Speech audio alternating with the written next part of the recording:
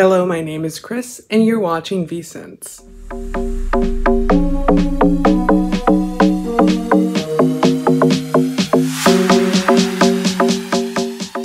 So on today's video, we're going to be talking about La Collection Particulière by Givenchy, and I have here the fragrance that we're speaking about today. I actually did a poll on the community tab to see what fragrance you guys wanted to review. This one was up there. It was actually tied with this one and another one, so I would try to get the other one out and rolling for you. The one we have here is Trouble-Fête, and this is part of the La Collection Particulière de Givenchy. So this is what the box looks like. It is a very simplistic box. It has a beautiful logo on the side here, some information on the back. Then when you pull this out, you do get a plain white box, and it also has the Givenchy logo on it. Try to get it to focus there. So then you open up and then you've got your fragrance sitting snugly in there. Just so you do know, this part, this insert in here is not the best quality. It does kind of come out when you pull out the fragrance. So it's not going to be anything super wow, super expensive, or super luxurious itself. The experience overall is supposed to be more luxurious than your traditional Givenchy fragrance, but there are quite a few things that I do not like about this line, and I will get to them. So here is the fragrance. It is a very nice green color. When you look at it in the actual box itself, it kind of looks like a blue shade, but it is a green fragrance. It's a very ever so slightly green. It doesn't have very much color in comparison to Inflamme, which is also part of the same collection. This one has a little bit more color and hue to it itself. At the top of the fragrances, you do get the nice mirrored logo. Now, my gripe starts here. For the price that these fragrances cost, they should come almost perfect. And I don't know if that's just me being over the top or what it is, but the fragrance itself comes in cellophane. When I got it, the cellophane was all dirty. It looked like it had gotten smudged on. I understand that, sure, packaging could have gotten it ruined, it could have gotten thrown, it could have gotten scratched, whatever. But then we start to look at the actual fragrance here, and if I can get it to focus, it does seem to have a little bit of discoloration here. So you kind of see that. That might be due to the actual curvature of the bottle, because they do kind of curve a little bit there. Then you do get the logo on the side as well.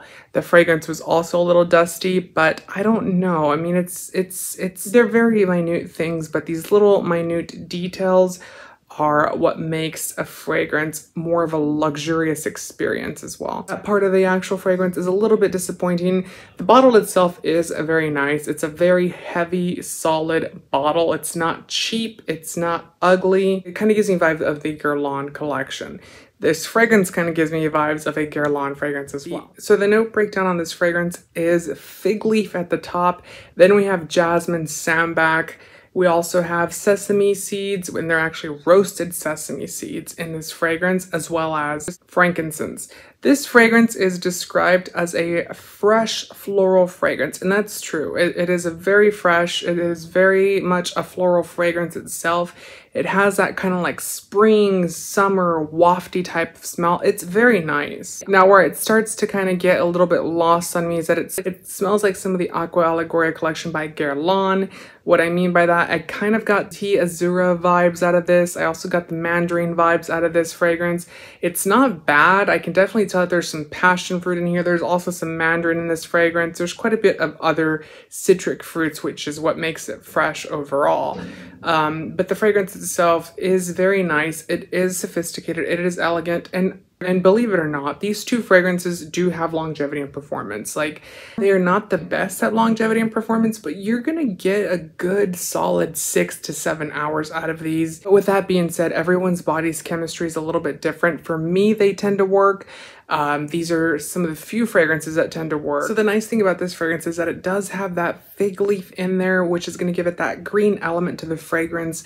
Like I said, there seems to be some passion fruit in here, as well as some mandarin. I believe there's some ylang-ylang in here, a little bit of neroli, and quite a bit of other fruits and some flowers.